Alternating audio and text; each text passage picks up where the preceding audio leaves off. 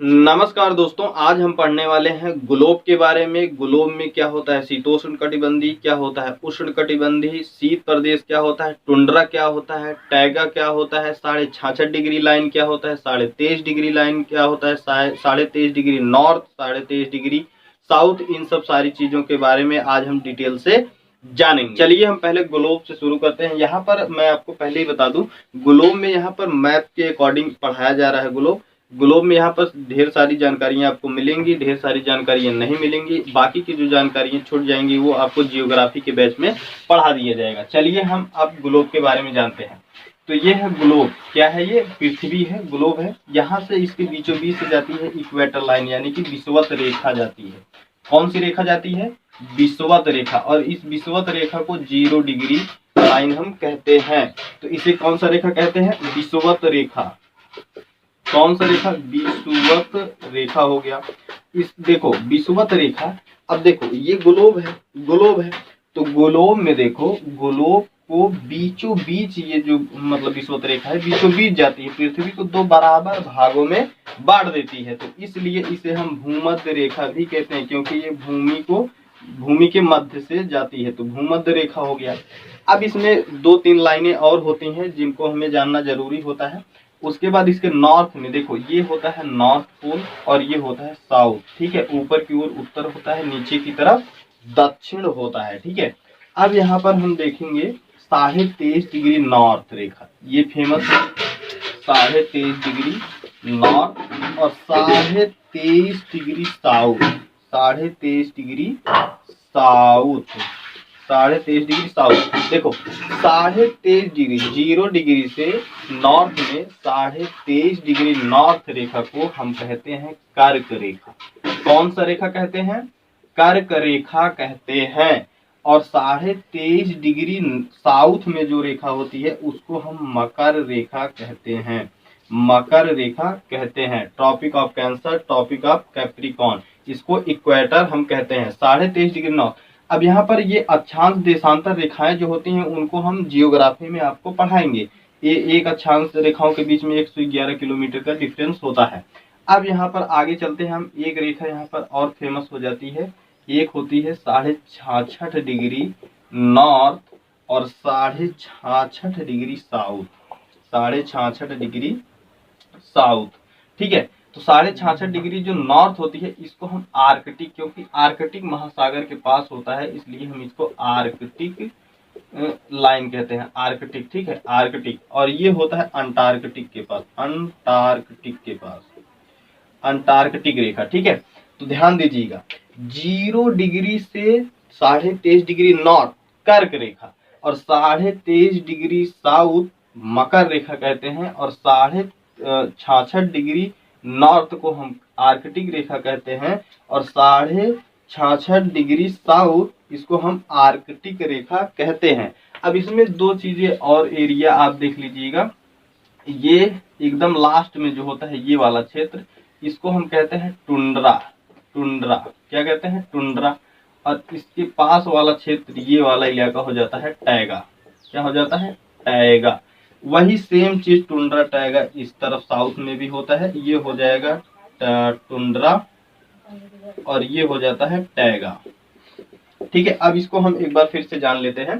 तो देखो इसमें जो भी लाइनें हैं उनको जानना है, बस लाइनें के बारे में जान लीजिए। तो 0 डिग्री से नॉर्थ में अगर हम जाएंगे 23.5 डिग्री नॉर्थ तो वो हो जाता है कर्क रेखा। और 23.5 डिग्री साउथ में चल जाता है मकर रेखा। और 66.5 डिग्री साउथ में जाएंगे तो आर्कटिक रेखा, अंटार्कटिक रेखा। और 66.5 डिग्री नॉर्थ में हो जाता है आर्कटिक रेखा। उसके बाद आ जाता है टैगा प्रदेश, उसके बाद टुंड्रा प्रदेश। अगर हम मतलब अब इसको हम मौसम के हिसाब से जानेंगे, कहाँ पर गर्मी पड़ती है, कहाँ पर ठंडी पड़ती है, कहाँ पर गर्मी और ठंड दोनों रहता है, इन सब सारी चीजों को जानेंगे। तो अब आपको भी पता है, हम यहाँ से अगर सूर्य को ले चलें तो सूर्य कर्क रेखा पर यानी मकर रेखा पर कब आता है? सूर्य जो होता है, सूर्य अपना मकर रेखा पर कब आता है? तो ये आता है 22 दिसंबर को आता है। क्योंकि 22 दिसंबर में देखो भारत यहाँ है, भारत यहाँ है। तो एक बात बताओ, भारत यहाँ है तो 22 दिसंबर को अपने यहाँ क्या पड़ता है? ठंडी पड़ता है। तभी तो सूर्य यहाँ पर आ जाता है ना। ठंड के दिन में सूर्य यहाँ आता है तभी भारत में ठंडी पड़ता है। अगर सूर्य यहाँ रहेगा तो यहाँ तो गर्मी पड़ेगा ना। तो इन सब तो 22 दिसंबर को कहाँ रहता है सूर्य? मकर रेखा पे। उसके बाद दिसंबर के बाद हो जाता है जनवरी, फरवरी, उसके बाद जनवरी, फरवरी के बाद मार्च। तो 22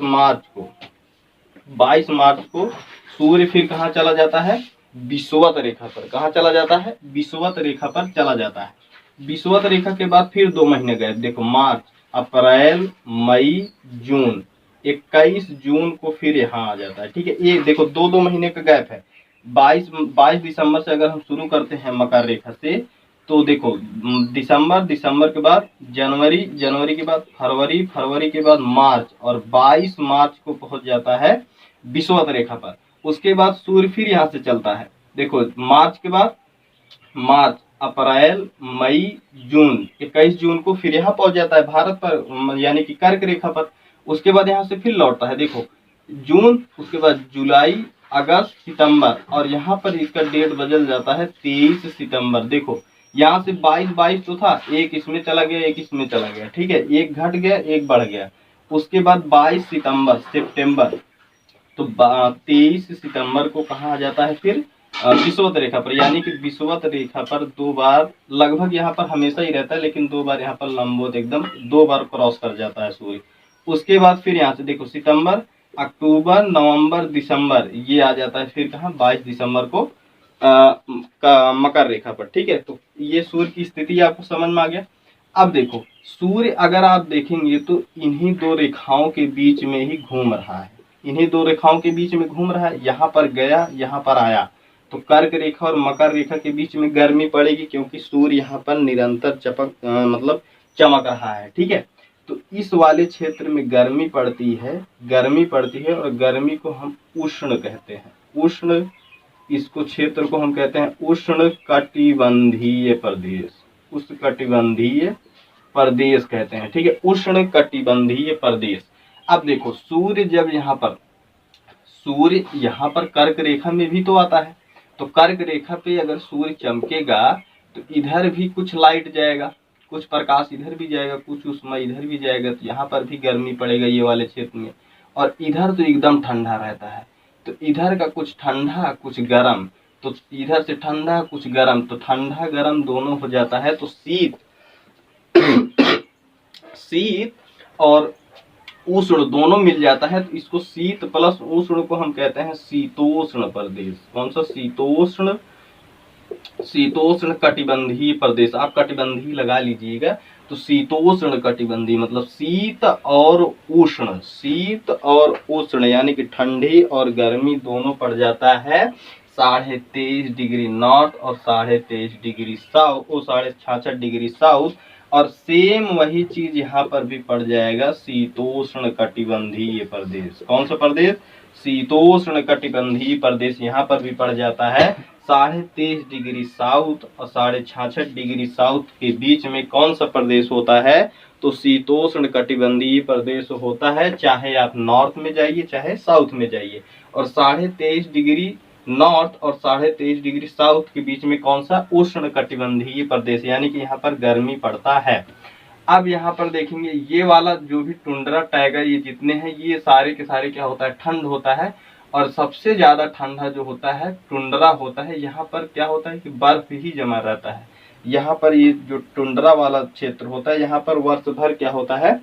ठंड, यानी कि बर्फ जमा रहता है। ठीक है, तो अगर क्वेश्चन पूछ लिया जाए कि इसमें से इन क्षेत्रों में सबसे ज्यादा ठंडा कौन सा होगा, शीतोष्ण कटिबंधीय होगा या फिर शीतोष्ण या फिर टुंड्रा टाइगा में से दे दे, तो कौन सा हो जाएगा?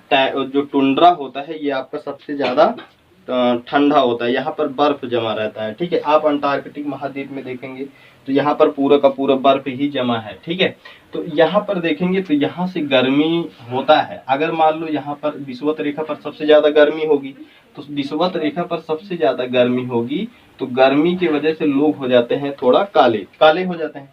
तो यहाँ से जैसे जैसे सूर्य से हम दूर जाएंगे वैसे वैसे लोग गोरे होते चले जाएंगे। तो यहाँ पर अगर दक्षिण भारत में देखेंगे तो आपको काले ही लगभग मिल जाएंगे, और गोरे भी मिलेंगे। और भारत में देखेंगे तो काले और गोरे मतलब दोनों लोग ही मिलते रहते हैं। लेकिन जैसे जैसे आप रूस पहुंचेंगे, मंगोलिया पहुंचेंगे, मंगोलिया के बाद आप चले जाइए रूस, तो चाइना, मंगोलिया, रूस पहुंच जाएंगे तो यहाँ पर लोग बहुत ही ज्यादा गोरे हो जाते हैं। में लगभग इतना ही।